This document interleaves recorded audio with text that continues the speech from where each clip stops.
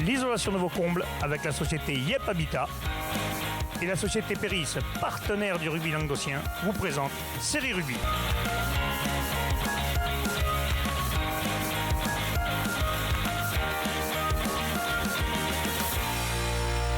Bonjour mesdames, messieurs, bienvenue à Série Rugby, votre émission sur rugby amateur de la 4e série à la Fédérale 1. Avec mes sérieux chroniqueurs, bonjour Ubu. Salut Alain. Et salut Casper, ça y est, on a perdu Casper. Casper 2. Oh, il est parti Lolo, on l'a perdu, il est venu 2 jours et là après... Il avait un apéro trop gros là, il fallait qu'il y aille. C'est moche. Boulot, du pain sur la planche. Bon, avant de parler des matchs à venir, parce que ce week-end il y a 5 matchs à venir, toutes poules confondues, on va vous annoncer quand même, mesdames et messieurs, qu'il y a un événement le 13 mars à Aimé-Giral, les U20 qui reçoivent l'Irlande, donc c'est pour le tournoi destination. France U20, championne du monde en titre, qui va recevoir l'équipe d'Irlande. Donc il y a encore des places, hein. Oui, il y a encore des places sur billetterie.ffr.fr, vous pouvez réserver vos places.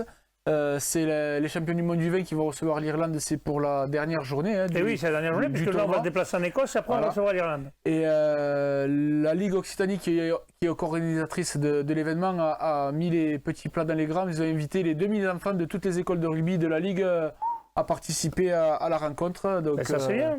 Donc c'est que normal en même temps. Voilà, ils t'invitent pas les minots, après ils n'auront pas envie d'y jouer au rugby. Si ils les invitent, ils sont contents. Ouais, en plus là, ils vont voir une génération vraiment qui... Dorée. Ouais, j'allais le dire avec... je t'ai coupé.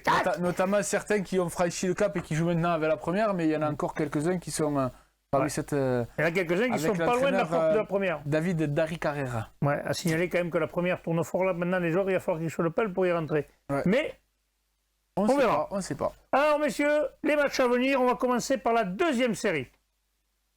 En 3e et 4e série, on n'a pas de match, c'est ça. Donc, on attaque directement par la 2e série. La poule B. Donc, en 2e série, il y a 2 matchs. Il y a l'US Carcorbe, Bastille-Péra qui recevra la Bastille de Saint-Georges et Trèbes qui recevra Valence d'Albi. Ouais, deux matchs.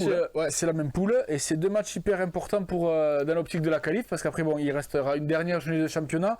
Et que toutes ces équipes, elles sont en 5 points. Ah oui, parce que là, la Bastille, s'ils viennent à gagner à l'US Carcorbe, ils leur passent devant et du coup, ils les éliminent de la qualif. Ouais, quasiment. À mon avis, c'est compliqué pour aller gagner à l'US Carcorbe quand même. Hein. Ouais, je pense. En plus, Carcorbe qui est sur une bonne dynamique là, ils viennent de l'US Carcorbe pourrait faire un gros coup parce que si eux, ils gagnent ce match et que Trèbes et Valence d'Albi auraient le mal il y en a un des deux qui neutralise l'autre, ils passeront devant un des deux. C'est ça, ils peuvent redoubler ou Valence ou Trèbes en fonction du résultat. Trèbes, ça sera plus compliqué parce que 4 points, ils seront en égalité.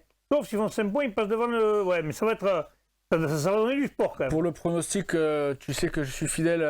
Je suis maintenant reconnu sur tous les terrains d'Occitanie. Et de Navarre. Je dirais, Kercob à la maison, Kercob, plus sérieusement, sur sa lancée, ils viennent de battre Portel. Bon, Portel, c'est compliqué, mais ils avaient battu Ars-Loraguet la semaine avant. Par contre, ils n'ont pas joué, donc peut-être que Valence d'Albi... Ça fait un petit moment qu'ils n'ont pas joué, et Valence d'Albi viennent de l'emporter face à Caraman. Donc, attention, méfiez-vous. Très avantage du terrain. Ouais, allez, va. Allez, on passe maintenant à la promotion honneur, la poule B. Elle va être courte cette émission, il va falloir qu'on tombe des vanilles ou on va partir plus tôt. Très rapide. Allez, la poule B, il y a Mirepoix qui recevra l'Aris d'Omazan et le stade Saint-Orens qui recevra les Rives d'Orbe. Ouais, Mirepoix qui vient de se relancer pour le maintien, là, qui fait se donner un peu d'air en allant gagner à Foix. Et s'il venait à faire le coup à l'emporter à la maison face à la Rise, il doublerait le tech. Ouais, enfin après moi je vais te dire un truc, la Rise, si pour pouvoir se qualifier, il faut absolument gagner. Je pense que ça va être compliqué pour nos amis. La Rise qui s'est incliné à la maison la semaine dernière contre le leader, ok, mais il s'est incliné à la maison, c'est jamais bon de perdre à la maison. Mirepoix peut espérer les titiller, les accrocher, et je te dis, sortir peut-être de cette zone rouge. Qu'est-ce que tu veux dire ces 2 matchs alors? Moi je pense que Mirepoix je les vois bien se sauver les Mirepassiens. Et après, Saint-Orens, Rives d'Orbe. Là par contre les Rives d'Orbe... C'est déséquilibré quand même. C'est un peu déséquilibré. Lolo nous disait qu'ils avaient quelques joueurs qui étaient quand même... qui avaient prévu d'aller voir France-Écosse, donc ils risquent d'être un peu handicapés. Malgré tout, pour les Rives d'Orbe, il faut, pour essayer espérer finir second, mieux classé dans la poule, il faut l'emporter chez le dernier. Ouais, normalement, les Rives devraient être à leur portée. On va voir.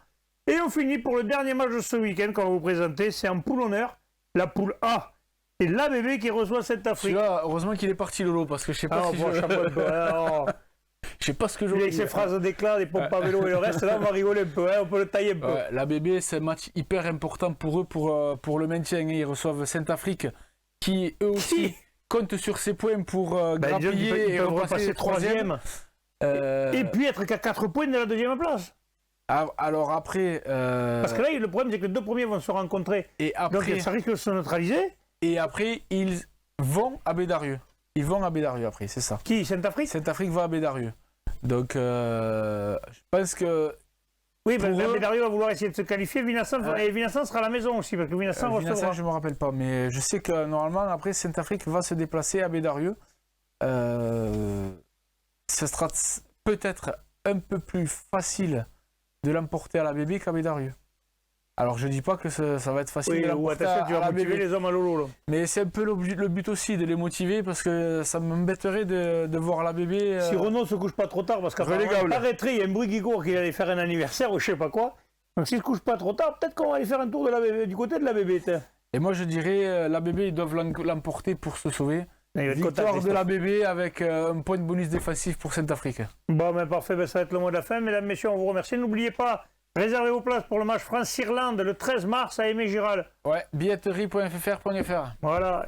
Merci, Mumu. Avec plaisir, Alain. Allez, bon week-end, transpirez bien sur tous les terrains. Ciao, ciao.